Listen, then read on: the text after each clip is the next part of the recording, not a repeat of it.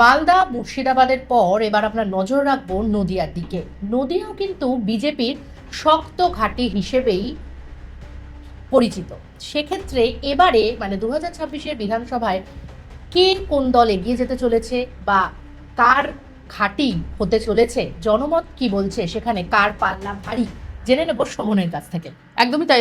যেমনটা তুমি বললে নিবেদিতা, যে এই যে নদিয়া জেলা কিন্তু মুর্শিদাবাদের পরে আসে 77 নাম্বার থেকে বিধানসভার একেবারে 93, অর্থাৎ একেবারে যদি দেখা যায় 17টি বিধানসভা কেন্দ্র রয়েছে নদিয়া জেলাতে, এবং নদিয়া জেলাতেও সেই একই রকম ভাবে কিন্তু বিজেপির একটা শক্ত ঘাঁটি রয়েছে। তবে কিছু কিছু জায়গাতে এআইটিসি অর্থাৎ তৃণমূল কংগ্রেস কিন্তু তাদের একেবারে জায়গা দখল করেছে। তবে দেখার বিষয় 26-এর নির্বাচনে কি হতে চলেছে, কারণ প্রথমে 77 নম্বর করিমপুরে যদি নজর রাখি, এবারে একটা বড় চমক কংগ্রেসের তরফ থেকে চক্রবর্তী চক্রবর্তীকে তার যে গত চণ্ডীপুরের বিধানসভা থেকে সরিয়ে তাকে করিমপুরের বিধানসভা দেওয়া হয়েছে। তবে সেই জায়গাটিতে কিন্তু আগের বারও আমরা 21-এর যদি ফলাফল দেখি, করিমপুরে এগিয়েছিল তৃণমূল কংগ্রেস, একেবারে জেতার সিট কিন্তু দেওয়া হয়েছে সোহম চক্রবর্তীকে।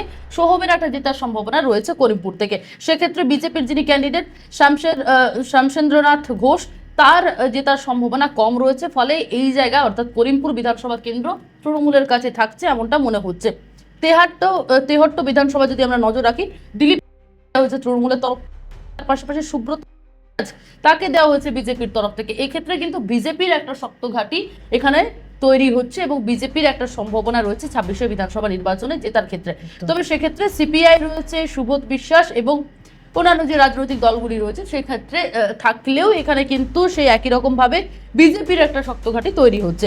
এরপর আমি পলাশীপাড়ার দিকে নজর রাখবো। পলাশীপাড়াতে খুব ইন্টারেস্টিং ব্যাপার রয়েছে। পলাশীপাড়াতে কিন্তু আইএসএফ এরও একটা শক্ত ঘাঁটি রয়েছে। যেমন এখানে তৃণমূলও প্রার্থী চেঞ্জ করেছে, চাপড়া থেকে তৃণমূল কংগ্রেস তুলে এনেছে বানুর রহমানকে। ঠিক তাই, একদমই রহমানকে আনা। বিজেপির তরফ থেকে অনিমা দত্ত রয়েছে, আইএসএফ এর শামসুর আলী মাল্লিককে রাখা হয়েছে। অর্থাৎ আইএসএফ শক্ত ঘাঁটি রয়েছে। রুকবানুর রহমান কিন্তু জেতার সম্ভাবনা রয়েছে, এই যে আমরা বললাম পলাশীপাড়াতে। তার পাশাপাশি নজর রাখবো কালীগঞ্জ, খলিফা আহমদ তৃণমূলের তরফ থেকে, সেখানে বাপন ঘোষকে করা হয়েছে বিজেপি, এবং সিপিআইএম এর তরফ থেকে করা হয়েছে সাবিনা ইয়াসমিনকে সিপিআই এর তরফ থেকে, সিপিআইএম। এবং সেক্ষেত্রে কিন্তু একই রকম ভাবে কালীগঞ্জে তৃণমূল কংগ্রেসেরই ঘাঁটি শক্ত হচ্ছে। ফলে একেবারে বলা যেতে পারে না যে বিজেপি এই জায়গাগুলিতে আধিপত্য নিজেদের বিস্তার করতে পারবে। ফলে এআইটিসি অর্থাৎ তৃণমূল কংগ্রেস কালীগঞ্জে শক্তিশালী নিজেদের জায়গা রাখছে। নাকাশিপাড়া খুব ইন্টারেস্টিং জায়গা। নাকাশিপাড়া, সেখানে কল্লোল খাঁ এবারেরও বিধায়ক ছিলেন, তিনি বিদায়ী বিধায়ক কল্লোল খাঁ করি আবার বর্ষাকে। এখানে আমরা দেখেছিলাম একটা মহুয়া মৈত্রপন্থী এমএলএ রয়েছে, তিনি কিন্তু তার বিরুদ্ধে এমএলএ, এবং মহুয়া মৈত্রর ফেভারে যারা লোকজন রয়েছে তাদের মধ্যে একটা এখানে ফ্যাকশন অ্যান্টি ফ্যাকশন কাজ করছে। এখানে বিজেপির তরফ থেকে শান্তনু দেখে দেওয়া হয়েছে এবং সিপিআই এর তরফ থেকে দেওয়া হচ্ছে শুক্লা সাহাকে। কিন্তু এই নাকাশিপাড়া বিধানসভাতে কল্লোল খাঁয়ের কিন্তু একেবারে পাল্লা ভারী এবং কল্লোল খাঁয়ের জেতার সম্ভাবনা রয়েছে।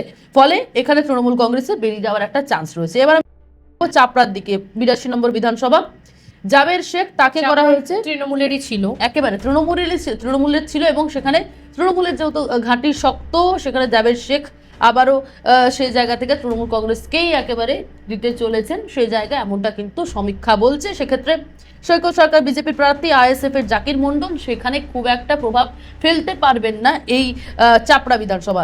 খুব ইন্টারেস্টিং একটা জায়গা রয়েছে কৃষ্ণনগর উত্তর।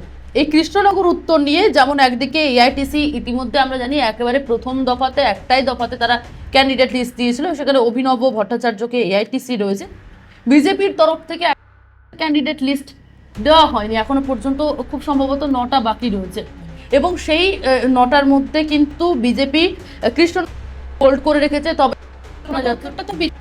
তার কারণ প্রয়াত মুকুল রায় তিনি ওখান থেকে একেবারে বিধায়ক ছিলেন, এবং সেই জন্য এই জায়গাটি এখনো পর্যন্ত হোল্ড করে রাখা হয়েছে কাকে দেওয়া হবে। তবে যেমনটা গুঞ্জন শোনা যাচ্ছে লিয়েন্ডার পেজকে দেওয়া হতে পারে, কারণ তিনি গত 2 দিন আগে জয়েন করেছে বিজেপি, একেবারে আমরা দেখেছি দিল্লি থেকে যোগদান করেছেন। লিয়েন্ডার পেজের একটা বিশাল সম্ভাবনা রয়েছে কৃষ্ণনগর উত্তর থেকে, এবং জেতার সম্ভাবনা প্রবল, কারণ ওই জায়গা কৃষ্ণনগর উত্তর এই জায়গা কিন্তু বিজেপির একটা চান্সেস রয়েছে। সেখানে সিপিআই, আডওয়াজিয়া বিশ্বাসকে দেওয়া হয়েছে, তিনি কিন্তু খুব একটা কিছু করতে পারবেন না, যেমনটা জানা যাচ্ছে সমীক্ষা অনুযায়ী ওই যতটুকু ভোট ভোট রয়েছে সেই জায়গা ছাড়া। এবার আমি নবদ্বীপের দিকে নজর রাখবো। নবদ্বীপে ক্যান্ডিডেট করা হয়েছে পুণ্ডরিক্ষ সাহাকে এবং বিজেপির তরফ থেকে শ্রুতি শেখর গোস্বামী, সিপিআই তরফ থেকে স্বর্ণেন্দু সিনহা। এখানে কিন্তু পাল্লা ভারী বিজেপি কিন্তু এখানে শ্রুতি শেখর গোস্বামী বিজেপির তরফ থেকে নবদ্বীপে জেতার সম্ভাবনা প্রবল। এখানে একটা টক্কর হলেও কিন্তু বিজেপির তরফ থেকে জিততে পারে এমনটা সম্ভাবনা রয়েছে। কৃষ্ণনগর দক্ষিণের দিকে আমি নজর রাখবো। এরপর কৃষ্ণনগর দক্ষিণ উজ্জ্বল বিশ্বাস এআইটিসি, সাধন ঘোষকে দেওয়া হচ্ছে বিজেপির তরফ থেকে, সিপিআই দেওয়া হচ্ছে লাবণী জঙ্গি। এখানে কিন্তু বিজেপির পাল্লা ভারী, অর্থাৎ যেমনটা আমি বলছিলাম বিজেপির সাধন ঘোষ তার কিন্তু জেতার একটা সম্ভাবনা রয়েছে। এরপর আমি নজর রাখবো শান্তিপুর মানে বুঝতেই পারছো তুমি যে ওই জায়গাগুলি একেবারে বিজেপি, অর্থাৎ আমরা দেখেছি জগন্নাথ সরকার নিজে এই শান্তিপুর থেকে লড়াই দিয়েছিলেন এবং এই জায়গাগুলি একেবারে বিজেপির শক্ত ঘাঁটি। এখনো কিন্তু সেখানে তৃণমূলেরই বিধায়ক রয়েছে, একেবারে ব্রজকিশোর গোস্বামী তিনি থাকলেও সেক্ষেত্রে স্বপন দাস যিনি বিজেপির তরফ থেকে দাঁড়িয়েছেন এবং সিপিআইএম এর তরফ থেকে সৌমেন মাহাতো রয়েছে, সেক্ষেত্রে স্বপন দাসের একটা সম্ভাবনা রয়েছে। কারণ শোভন এখানে কিন্তু বলতে হয় যে একটা হাড্ডাহাড্ডি লড়াই হবে। শান্তিপুর একটা ধর্মীয় কেন্দ্র, সেখানে বিভিন্ন ধর্মের বা হচ্ছে ধর্মীয় অনুষ্ঠান এই ধরনের বিষয়গুলো হয়। সেক্ষেত্রে এই ব্রজকিশোর গোস্বামী যে জিতে রয়েছে, মানে বিদায়ী বিধায়ক, তার কিন্তু পরিবারের মানে পারিবারিক এবং তার নিজস্ব একটা ধার্মিক বিষয় রয়েছে। সেক্ষেত্রে ব্রজকিশোরও কিন্তু বেশ লড়াই দেবে। একদমই তাই। নদিয়া জেলা একেবারে ধর্মের উপরে মানে ধার্মিক এইসব বিশ্বাসী মানুষজন রয়েছে, মতুয়া সম্প্রদায়ের মানুষজন রয়েছে, মতুয়া ভোট একটা বিশাল ফ্যাক্টর, সেখানে এসআইআর একটা প্রভাব, এই বিষয়গুলি তো রয়েছে। যেমনটা তুমি বললে যে ব্রজকিশোর গোস্বামীর একটা প্রভাব রয়েছে, তার উপর একটা বিশ্বাস আস্থা রয়েছে। তবে এই জায়গায় কিন্তু যিনি মহুয়া মৈত্র তারও ভাজন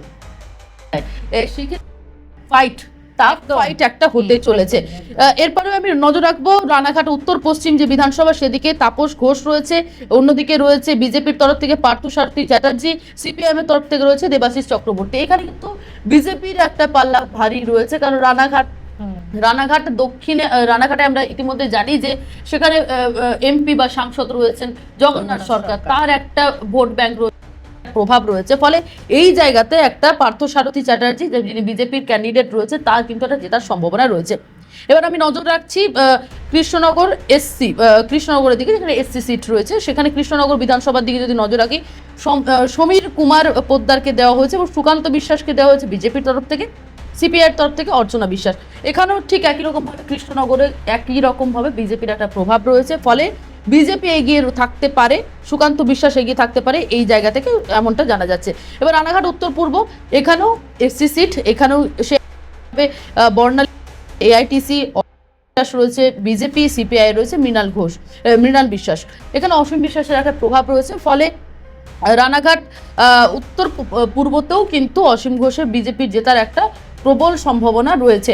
এবং তার পাশাপাশি রানাঘাট দক্ষিণের দিকে যদি আমি নজর রাখি, সৌগত কুমার বর্মনকে দেওয়া হয়েছে এআইটিসি ক্যান্ডিডেট, তার পাশাপাশি দেওয়া হয়েছে অসীম কুমার বিশ্বাস, যাকে করা হয়েছে বিজেপির ক্যান্ডিডেট, এবং সিপিআই এর অরিন্দম দেওয়া হয়েছে। ঠিক একই রকম ভাবে যেমনটা বলছিলাম বিজেপির শক্ত ঘাঁটি রানাঘাট সংলগ্ন এলাকা, জগন্নাথ সরকার রয়েছে এমপি, এবং ফলে সেক্ষেত্রে দাঁড়িয়ে এই জায়গাগুলিতে কিন্তু একই রকম ভাবে বিজেপির একটা প্রভাব এবং বিজেপির দিকে হাওয়া রয়েছে। চাকদার দিকে নজর রাখতে হচ্ছে। চাকদার দিকে শুভঙ্কর সিংহকে দেওয়া হয়েছে এআইটিসির দিকে, এবং তার পাশাপাশি বঙ্কিমচন্দ্র ঘোষকে দেওয়া হয়েছে বিজেপির তরফ থেকে, সিপিআইএম এর তরফ থেকে দেওয়া হয়েছে নারায়ণ দাশগুপ্ত।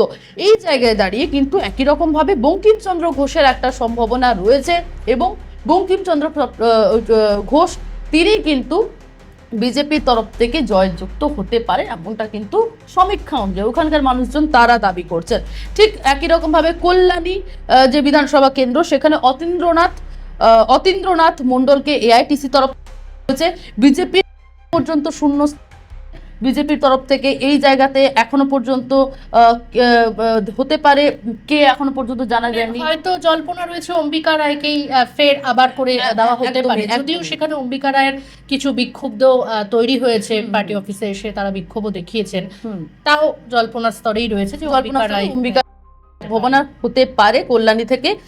তবে যেহেতু ওই এলাকাগুলি একেবারে বিজেপির সিট, বিজেপির অম্বিকা রায় জিতে রয়েছে, বিজেপিতে রয়েছে এবং এবং ওই এলাকাগুলি যেহেতু একটা বিক্ষুব্ধ ব্যাপার রয়েছে, বিষয় রয়েছে, প্রার্থী আমরা দেখছি বিভিন্ন জায়গায় অনেক প্রার্থী রয়েছে যারা দাবিদার করছে, তারা চাইছেন কর্মীরা যে আমরা প্রার্থী হব।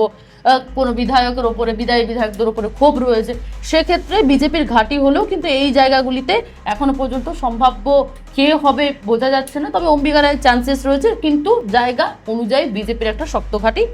সবুজ দাসকে সিপিএম এর তরফ থেকে দেওয়া হয়েছে, কিন্তু সেখানে ওই পকেট ভোট বা কিছু সংখ্যক ভোট পাবে, তাছাড়া কিন্তু সম্ভাবনা নেই। এবং একদম শেষ নদিয়া জেলার মধ্যে হরিণঘাটার দিকে নজর রাখবো, এসসি সিট, এবং সেখানে রাজীব বিশ্বাসকে এআইটিসি তরফ থেকে দেওয়া হচ্ছে, অসীম কুমার সরকারকে দেওয়া হচ্ছে বিজেপির এবং সিপিআই এর তরফ থেকে দেওয়া হচ্ছে স্বপন সরকারকে। এখানেও নিবেদিতা একই রকম ভাবে বিজেপির অসীম কুমার সরকার জয়যুক্ত হওয়ার সম্ভাবনা রয়েছে, কারণ বিজেপির ঘাঁটি নদিয়া জেলা। হরিণঘাটা সিটটাও তো বিজেপি, একই রকম ভাবে নদিয়ার হরিণঘাটা সিটও বিজেপির, এবং সেক্ষেত্রে সম্ভাবনা রয়েছে এই নদিয়া জেলার হরিণঘাটা থেকেও বিজেপির পাওয়ার। একদমই, মানে যেই শক্ত ঘাঁটিটা নদিয়াতে বিজেপির বিগত দিনে ছিল, সেটা আগামী দিনেও সেরকমই মনে হচ্ছে, মানে জনমত সেদিকেই যাচ্ছে, রায় দিচ্ছে একেবারে। বাংলা হান্টের আরও খবর দেখতে নজর রাখুন। বাংলা খবর মানেই বাংলা হান্ট।